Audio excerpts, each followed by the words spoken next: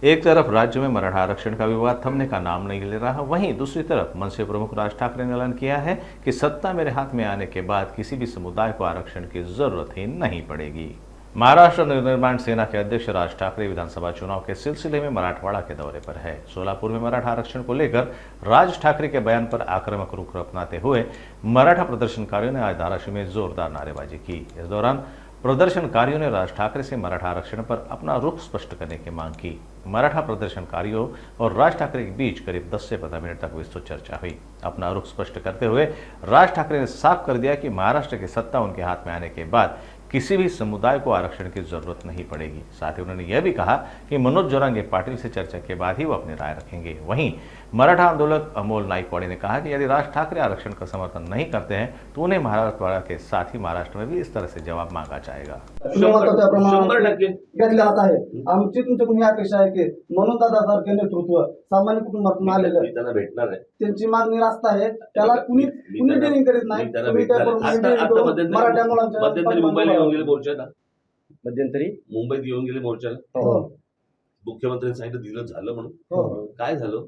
आता देश काला नाही झालं, पण आम्ही मान्य नाही ना ते केलं।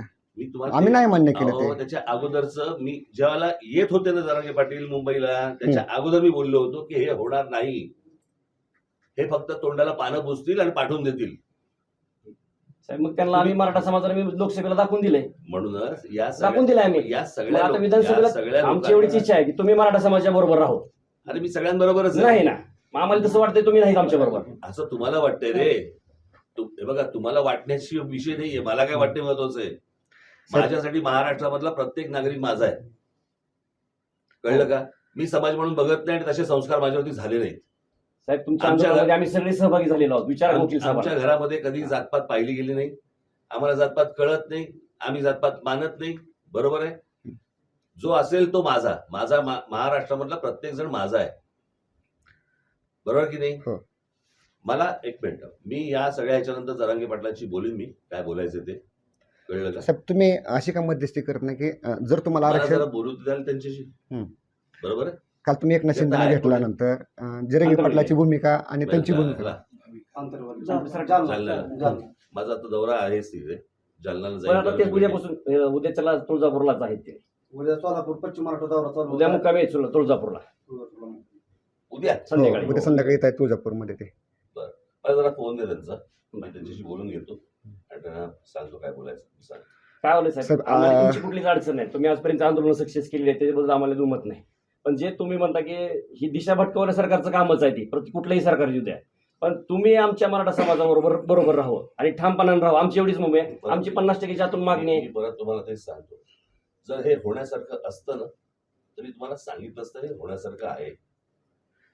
याच्यासाठी घटनेमध्ये बदल करावा लागेल, याच्यासाठी केंद्रामध्ये हे बघा, हे सगळं शरद पवार साहेबांना माहिती आहे। हो माहिती आहे, सगळं माहिती आहे ना, त्यांनीच केलेलं आहे, कारण बरोबर ना? हे सगळं त्यांना माहिती आहे ना, मग हे का नाही केंद्रात बोलत? आता पण 2 दिवसापूर्वी मुख्यमंत्र्यांनी त्यांची बैठक झाली, बरोबर? सांगताना बाहेर काय सांगितलं? आरक्षणाबद्दल चर्चा झाली, काय झाली? काहीच चर्चा नाही। हेच सर आम्हाला म्हणायचं आहे। म्हणजे प्रश्न असा आहे ना, या सगळ्या ह्याच्यामध्ये हे सगळे तोंडाला पानं पुसणार आणि घोषणा माझ्या बाहेर। आणि तुमचा एक दुसरा मुद्दा असा होता की इथं कोणतरी राजकीय डोके भडकवते किंवा हे आरक्षणचा कुणाला तर राजकीयाला फायदा होईल, आणि तो झाला पण लोकसभेला। हे आमच्या लक्षात आल्यानंतर जरंगे पाटलांनी 29 ऑगस्टला आमची भूमिका स्पष्ट करायचं ठरलंय। जर असा आमचा फायदा जर दुसऱ्याला होत असेल तर आपणच उमेदवारी देऊन आपणच का राजकारणात येऊ नये, हे पण या सगळ्या लोकांना समजा नुसते मतदान होणार असेल ना, हे बघा जे लोकसभेला झालं ना तेच ह्यांना वाटते विधानसभेला होणार नाही, असं त्यांना वाटते ना त्यांना। त्याच्यासाठी हे सगळे त्यांचे प्रयत्न सुरू आहेत, ज्याच्यासाठी तुमची माथी भडकवली जातील। हे बघा, ते भुजबळ बोलतात, तुम्हाला शिव्या देतात, बाकी ते ओबीसीला शिव्या देतात, याच्यातनं फक्त माथी भडकवली जातील, हाताला काही लागणार नाहीये। हाताला काय लागणार ते विधानसभेच्या निवडणुकीमध्ये दाखवून द्यायचं ठरलं। मला त्याच्याशी शांतपणे बोलू देत, कळलं का? काय याच्यात मार्ग निघतो तो काढू आपण। आजपर्यंत काय झालं नसेल साहेब, आमचं एवढंच बघा, मला जर समजा तुम्ही विचाराल ना, ते बाकीचे सगळे राजकारण करत आले, मी तुम्हाला जे असेल ते तोंडावर सांगणार, बरोबर शेवटचा की नाही? शेवटचा तुम्ही प्रश्न सांगितलेलं आजपर्यंत सांगितलेलं मला जाईल. तुमचा काही गैरफायदा नाही घ्यायचा आहे. मी तुमच्यासाठी मतांसाठी राजकारण नाही करणार. मला जातपात कळत नाही, मला त्याच्याशी देणं घेणं नाही. समजलं?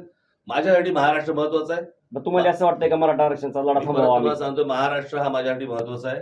मला या सगळ्या गोष्टींमध्ये फक्त एकदा त्यांच्याशी बोलू देत. माझं बोलणं झाल्यानंतर मी तुमच्याशी बोलेन. तेच बोलतील तुमच्याशी. शेवटचा एक प्रश्न आहे. तुमची भूमिका स्पष्ट करा. तुम्ही आपण मराठा समाजाबद्दल आरक्षण बद्दल जी आपली भूमिका आहे का? सांगतोय, तुम्ही माझ्यावरती हा दबाव नका टाकू. नाही नाही नाही. दबाव नाही. मला त्यांच्याशी बोलू देत, बोलल्यानंतर बोलू देत. ठीक आहे.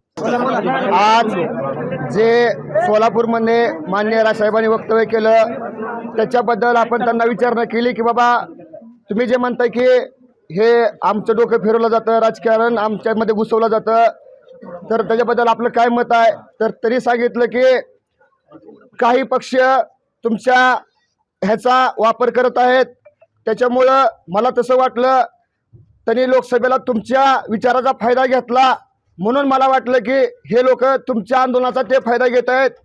पण आम्ही त्यांना सांगितलं की माननीय जरंगे पाटलाची 29 ऑगस्टला भूमिका स्पष्ट होणार आहे. जर त्यांना फायदा होत असेल तर आम्ही पण राजकारणात का उतरू नये, म्हणून आम्ही पण राजकारणात यायचा निर्णय घेतलाय. त्याच्यामुळं त्या विषयाला तो विषय मिटला. दुसरी गोष्ट आम्ही त्यांना विचारलं की बाबा तुमची मराठा आरक्षण बद्दल तुमची काय भूमिका आहे ती स्पष्ट करावी.